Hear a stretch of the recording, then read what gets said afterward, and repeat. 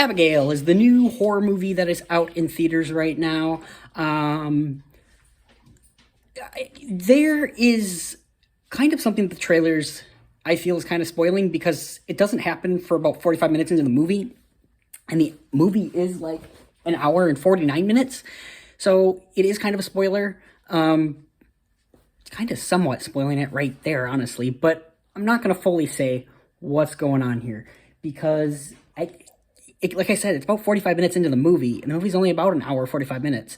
So it's weird that they kind of spoiled it, but I get why they spoiled it. So what I'm going to say about this movie is that there is a group of people that are tasked with kidnapping a little girl. Her father is the super rich man.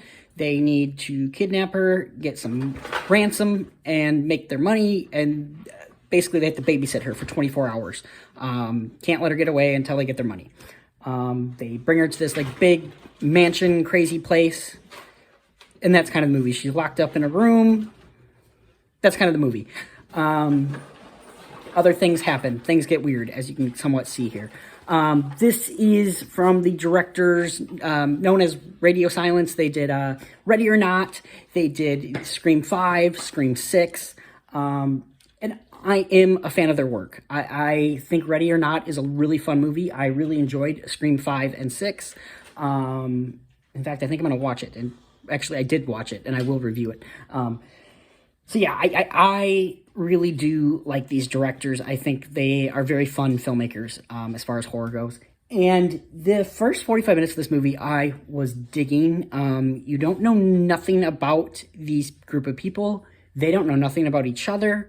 So it's kind of just a mystery of who are these people? Are these good people? Are they bad? They're bad in the sense that they kidnapped a little girl, but, are they, doing it for good reason? Blah, blah, blah, blah. So that was really interesting, the mystery behind it. And then things start getting weird. And I don't want to say too much with that. I had a lot of fun with this movie. I do not think this is their best movie out of the three I had just mentioned.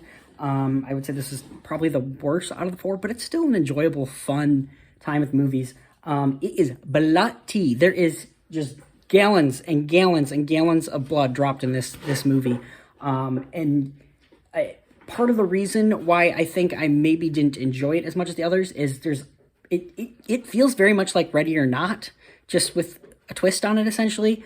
In Ready or Not, it's one woman against a group of people. In this movie, it's a group of people against one thing. So it's just kind of twisted. There's a lot of things that happen in Ready or Not that also happens in this movie, particularly with deaths and blood. I would show you chest right now, but I'm not wearing pants, and you don't need to see that. No one wants to see that. It's like 90 degrees outside, and it's hot. I'm not putting on pants today. I got an open shirt, for God's sake, so you don't need to see that.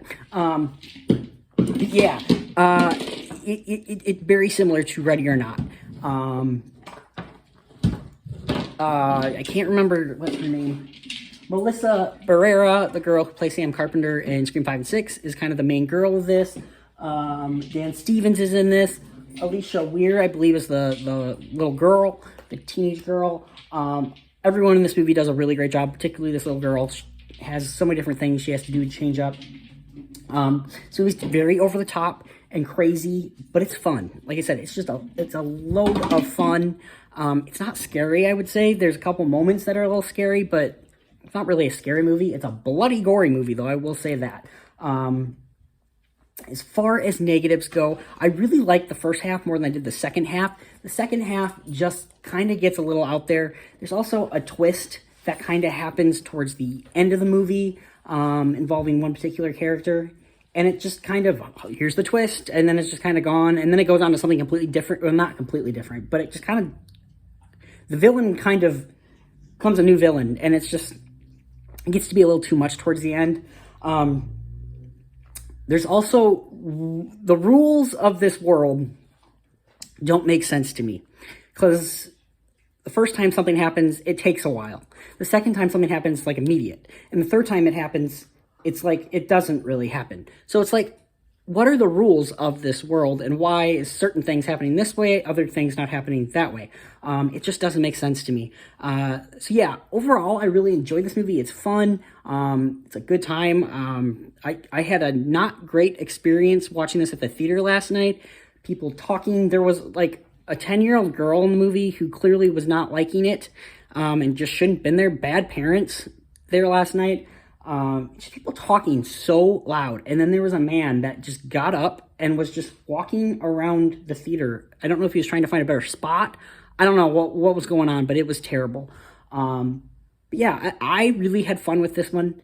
Not my favorite movie of theirs, but I still had a really good time with this. I am going to go 7 out of 10 on this one. I really like this one. A couple issues. It felt a little long. A couple scenes that just didn't need to be in there. A couple twists that were just like, eh.